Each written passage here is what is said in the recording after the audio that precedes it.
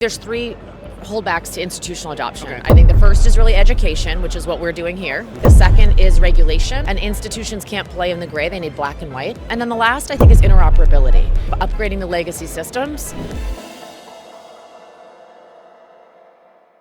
Hey folks, Flo here at Blockchain North, still Consensus 2025. Last day, a little bit nostalgic. I'm here with Annelise Osborne, who's with Kadena. How are you doing today? I'm doing great. This has been an amazing week. Right, and your first Consensus in Toronto at least?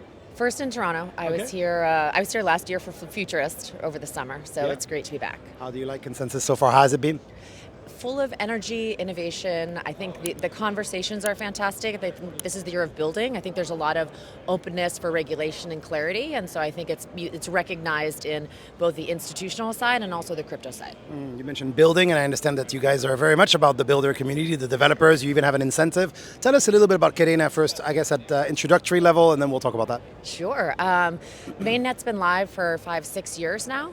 So the founders formed JP Morgan's first innovation lab and created their first blockchain and JP Morgan coin, and then they left to create a public chain with the best of both worlds, being proof of work, the security of proof of work, but also of Bitcoin and then of Ethereum, the idea of programmability, scalability, and low gas costs. And so they pulled that together. We created a web of chains, so we can continue to scale by adding on additional webs.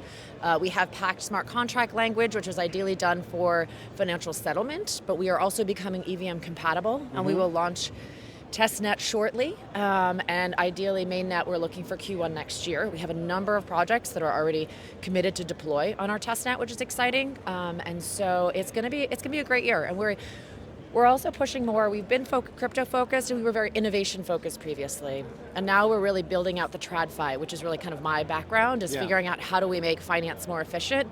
I'm a huge believer in TradFi and DeFi will merge, and so I want to offer the opportunities for a chain that really focuses on that. Yeah, we pretty much see it here as well. We feel like some people are saying crypto is becoming more corporate, which some may lament, but I think most would say that that's what we wanted, basically. Do you agree with that statement, by the way?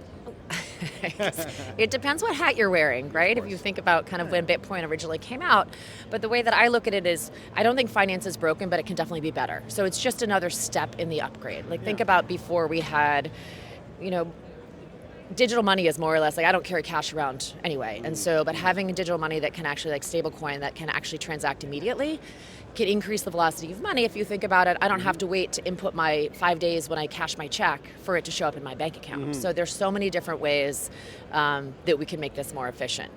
But and it was the vision of the founders as well, of course. Like you said, they come from TradFi. So. Yes, I'm excited about where we're going and what is to come. So like we said before, big focus on the developer community. It is a competitive space, of course, especially for layer ones, trying to vie for attention by those developers. You have an incentive right now, I think it's $25 million. You want to speak a little bit about that and tell us maybe what kind of developers, what specific niches are you particularly interested as a layer one?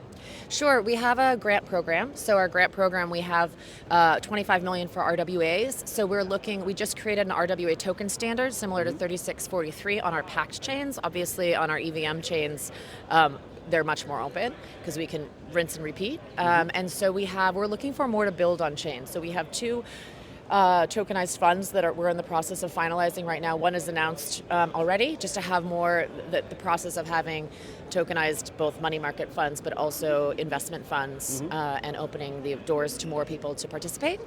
We also have different projects like supply chain projects. We're working with Digital Project Passport in Europe. We have fan engagement, where we're the blockchain for the Croatian national football team, and people don't recognize they're using blockchain, which is, I think, a big step. So we're really just looking for our RWA, it's really kind of anything within real world that we're looking to build on chain. We also have EVM incentives, and so we have another $25 million for that. So we have like a $50 million grant program altogether, looking for more people to build and grow. And so that's really the goal. Super excited about this next year and all that we have rolling out. We have a bridge that just went live last week. So lots is going on. We have some DEXs that are coming on that will hopefully be out soon. We have stable coins that are coming. We have custody. So it's going to be an interesting few months. Amazing.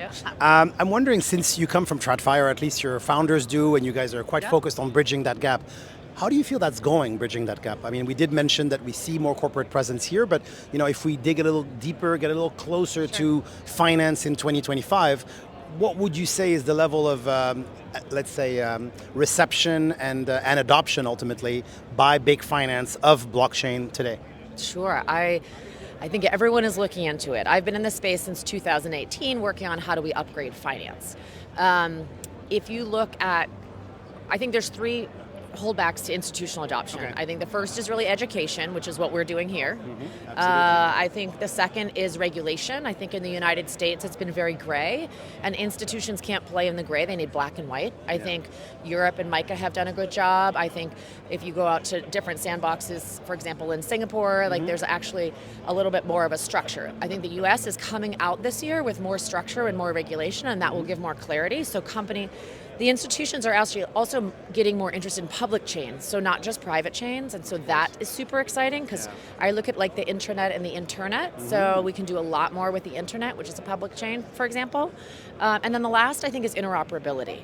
So I think there's just kind of infrastructure that needs to be put into place so we can actually do trading of different things. I think interoperability is twofold. A lot of the banks or institutions have legacy systems. And so it's kind of upgrading the legacy systems that are not compatible across the entire, a lot of times the whole institution, each group is different.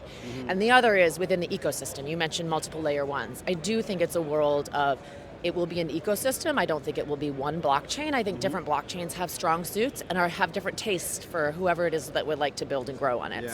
But I think those are three things that, when we work through them, we'll be able to have much more adoption. And I think it's coming definitely for payments. Like payments, I think, are ahead. And then I think we'll find investments and debt as well. What is your perspective on Canada's ecosystem being here? I mean, having consensus here obviously is a big deal for Canada, even though it's a little quiet this morning, but I think it's going to get busier during the day as we saw the other days. But I mean, a lot of people would lament, again, the fact that's the second time I used the word lament today, the fact that Ethereum and that whole ecosystem departed Canada, and people would also say, high taxes, high regulation, lack of clarity, that has been a problem. But there is at the same time still a lot going on here. Do you have a take on that, and maybe also Kadena's interest in the country? I think this technology is global, so I think it's very obviously when we're dealing with financial regulation, we look at country by country, and I think that's working with issuers on that. But we're really the tech system. I think obviously you pointed out like Vitalik is Canadian, and so I feel like there's a lot of innovation from here that continues to expand, and I think all of the countries are, in essence, looking to figure out how do we use this technology, because I don't think any of them are shying away from it. There's just different stages of comfortableness with the regulation and defining it. Yeah. One-line pitch on your book, maybe, since you're still promoting it? Fantastic. One line. From hoodies to suits, innovating digital assets for traditional finance. It's a quick and entertaining read to understand why this technology is so important. Great. Wow. You've either practiced that or you're just exceptionally good. Quick. I'm quick. Or both. You're quick. And maybe a final question. What is your surest prediction for the blockchain space over the next 2 years? Oh, wow. I think we're going to have a lot more projects that don't talk about blockchain. If you look at the fashion industry, there's a lot of NFTs out there that we don't think about fashion and blockchain, but I think there's going to be a lot more Web 2 experiences that are Web 3 backed. So I think signing in wallets with biometrics, we have projects like that. I think it's going to be an easier experience. We like that, easier experience. Thank you very much, Annelise. It was a pleasure speaking with you. It's great to meet you. Thanks. Likewise.